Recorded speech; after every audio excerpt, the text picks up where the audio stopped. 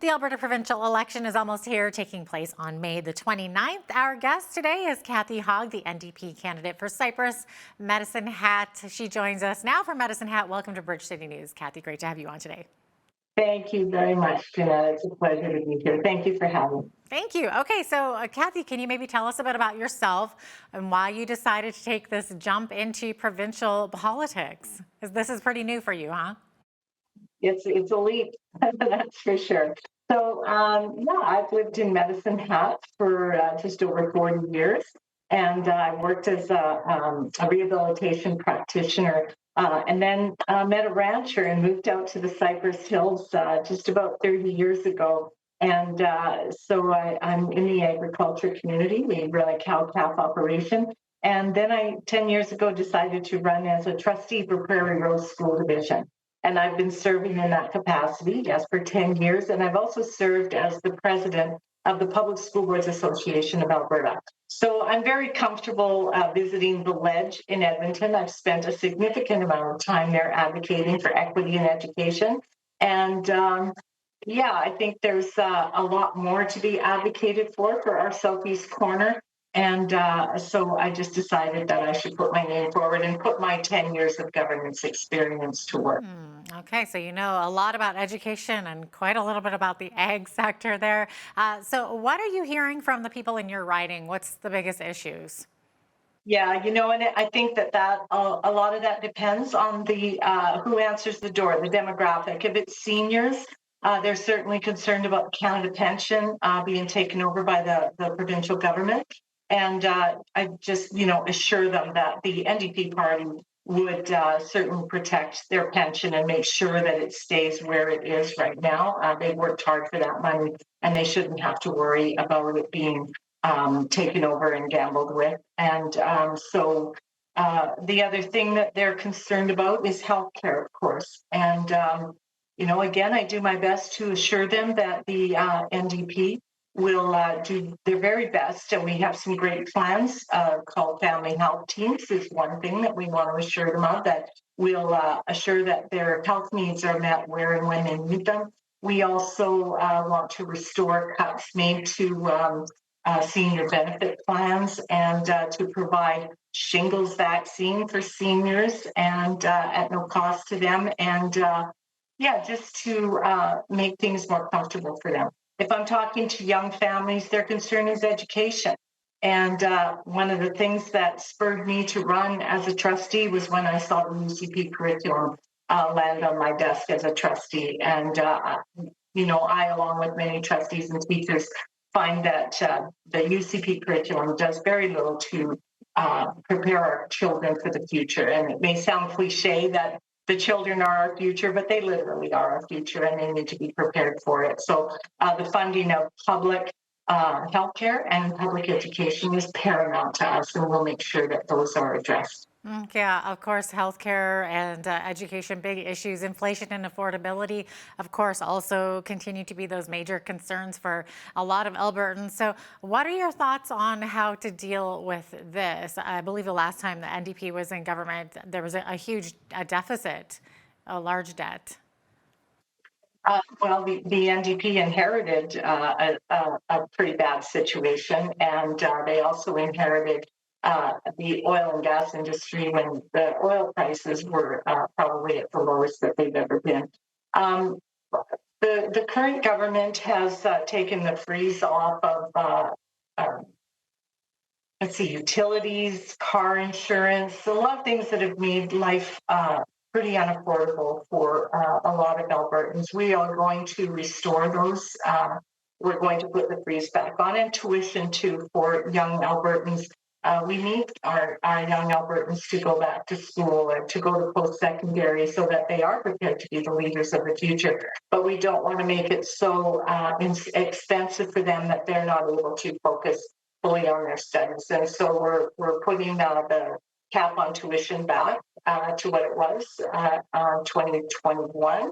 And we're going to freeze it there for the time being. But we're also going to make sure that the post-secondary institutes are compensated for expenses. But, it's about taking care of Albertans and making sure that they're able to meet the needs of their families, keep a roof over their head, keep food on their table. So we want to bring more industry into the province.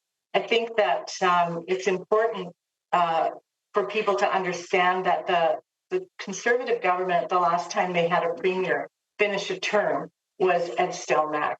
And I think that that lack of leadership and the inability to keep your own house in order does not inspire the level of confidence and trust that investors need to invest in Alberta. And we need investors. We need to create more good paying jobs that will allow people to live a good life and be able to afford all of the pressures that are around them today. I think that Rachel Notley served her 4-year term as premier, served a 4-year term as leader of the official opposition, and is prepared to lead us again down a path that is paved with good intentions, solid leadership, and that is what will inspire trust and confidence by investors in our province. Okay. Well, Cathy, you mentioned curriculum being a big one and you being on the school board there. So, of course, there's been much talk about curriculum in Alberta. So, what kinds of things would you like to see change in that curriculum? So I am not a curriculum expert, but I would love to sit at the table. I just know that when the UCP came out with this curriculum, teachers were not invited to the table. Curriculum experts were not invited to the table. All of the key stakeholders in the province were not invited to the table. A curriculum was developed and thrown at teachers. Now, I applaud Alberta teachers for doing an amazing job of working with what was thrown at them during a pandemic. And they've done an amazing job of making what they were given workable and meeting kids' needs. But the other parts of the curriculum, like social studies, have not been rolled out yet. And that's one I think that raised the most alarms for teachers and trustees across the province. So our commitment is to, within the first 100 days, to get the stakeholders, the key stakeholders at the table, work with what the teachers have already done, keep what is working, and very quickly fix what isn't to, again, prepare our kids for the future.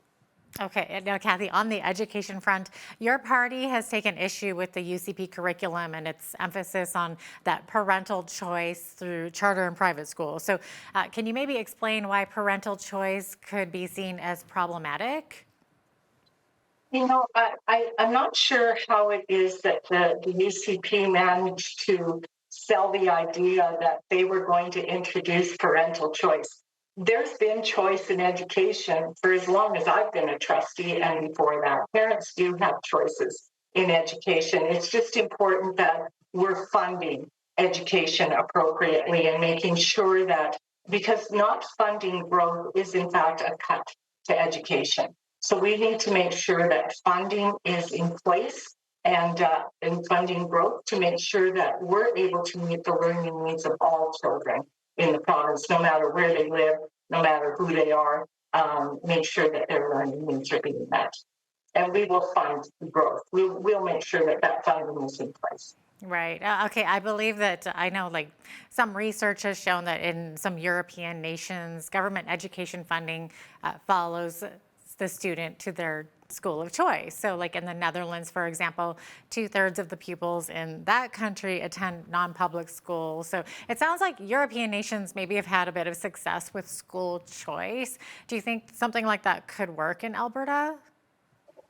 Again, we've had choice in education. We're the only province in the country that has 6 different systems that we are funding. We're funding public, separate, francophone, charter, private, and homeschooling. All of those come with administrative costs, and so people want to look at that and say, but right now our focus as the NDP party is to make sure that we're working on the curriculum, making sure that schools are properly funded, and that's our focus for the time being. I know that I will say, as far as PISA results go, the U.S. model, who has had this model in place for a long time, and people that want to go down that path, is failing their children miserably. They sit in 30th place on the PISA results, which is outcomes that look at the outcomes, learning outcomes of every jurisdiction across the world. The United States, the richest country in the world, is sitting in 30th place. We in Canada are sitting in 7th. So I think we're doing pretty good, but we definitely want to make sure that we're protecting public education, public health care, and yeah, again, meeting the needs of the people of Alberta. Cathy, protecting the environment is obviously very important to your party, and your town is nicknamed the Gas City. So, how would you propose to reconcile this with also creating opportunities for the oil and gas sector to expand and create more jobs and revenues for Albertans? So, yeah, I mean, things have changed over the years. We absolutely do support the oil and gas industry. We got a pipeline to Tidewater last in our term. Those taps are set to turn on next year. We're very proud of that. An oil pipeline from Edmonton to the BC coast. Um, I think that here in BC or here in Alberta, pardon me, we have a very solid foundation for the oil and gas sector. We have Canadian fertilizers. We have, oh, sorry, I'm going to try to think of the names of them now, CanCarb and Petrochem. We just have some really good foundational pieces here that we can grow and build on. And yeah, I think that we're prepared, with carbon capture and storage and hydrogen development. There's just a whole lot of opportunities here in Medicine Hat for not just the petrochemical or the oil and gas industry, but agriculture. And we also have a base, an army base very close by, where there's opportunities to expand there too. There's just no end to the opportunities that we can grow here in Medicine Hat. And I'm just excited to sit down with folks from both of the municipal offices to learn how I can support and learn more about how we can expand those opportunities here. Okay. Cathy, the carbon tax also is a big concern for many farmers and ranchers in your riding. So, how would you address that, and what other ag issues need to be addressed? That's federal. I mean, we did have the carbon tax here at one point, and then it was taken back over by the federal government. As far as agriculture issues, all I can say is I'm a cow-calf operation. There are so many different arms to the agriculture industry, and what works well for one may not work well for another, and in fact could hurt another. So again, growth in agriculture, we're doing an amazing job. We have actually access to one of the biggest irrigation systems in Canada, and we have the largest greenhouse cluster here in Medicine Hat. So there's tons of opportunities, but it's very important to sit down with all of the different key stakeholders in the ag industry and to learn from them how we can support all of them in their different ways. It's no different than in the city where you have small business giving way to big box industry. In agriculture, you have agriculture giving way to agribusiness.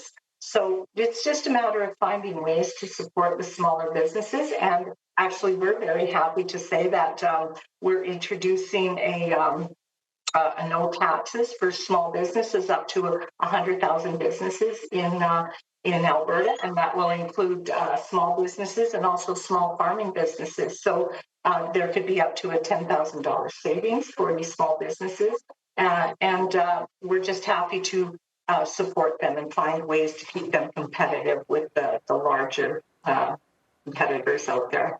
Well, Cathy, looks like we only have a couple minutes left here.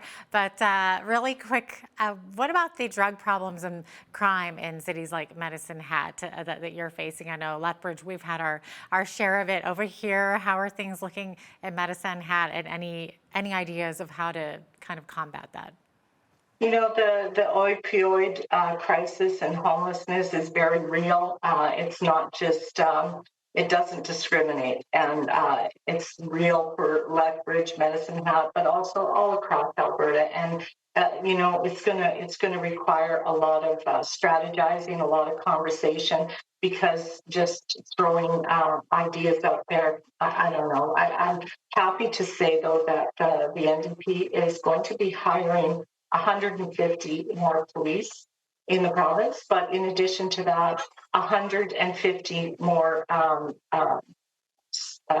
mental health workers to accompany them on their work, because police are not mental health workers, they're not social workers, the same as in the schools. Teachers are not mental health workers. So we need the supports in place, and so we're pleased to be able to provide that. Again, it's a complicated question, it's a complicated answer, but we're willing to get ready to roll up our sleeves and dive in again with the key stakeholders at the table. It's all consultation, consultation, consultation. We're, as politicians, not experts in any of those areas either. So again, very important that we have the key stakeholders at the table to inform our discussion as we go to Edmonton. Mm-hmm. I know the UCP has introduced that mandatory treatment. Is that something that the NDP would also support? I don't believe so. I don't believe that mandatory treatment is the answer. You have to meet people where they are, and there's a lot of trauma associated with the opioid crisis, and so yeah, we don't believe that would be the answer. But again, getting those key stakeholders at the table to help inform us. I know people are against to,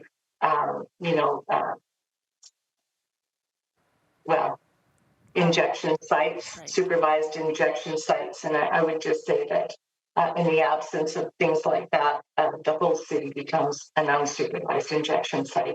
So I'm not sure what the answers are. Again, we need the key stakeholders at the table. All right. Looks like we are out of time here, but thanks so much for being with us today, Cathy. Appreciate it. Thank you, Jeanette. Pleasure talking to you. Absolutely. Cathy Hogg is the NDP candidate for Cypress-Medicine Hat, and she joined us today from Medicine Hat. I'm Jeanette Roche on behalf of all of us here at Bridge City News. Thanks so much for watching.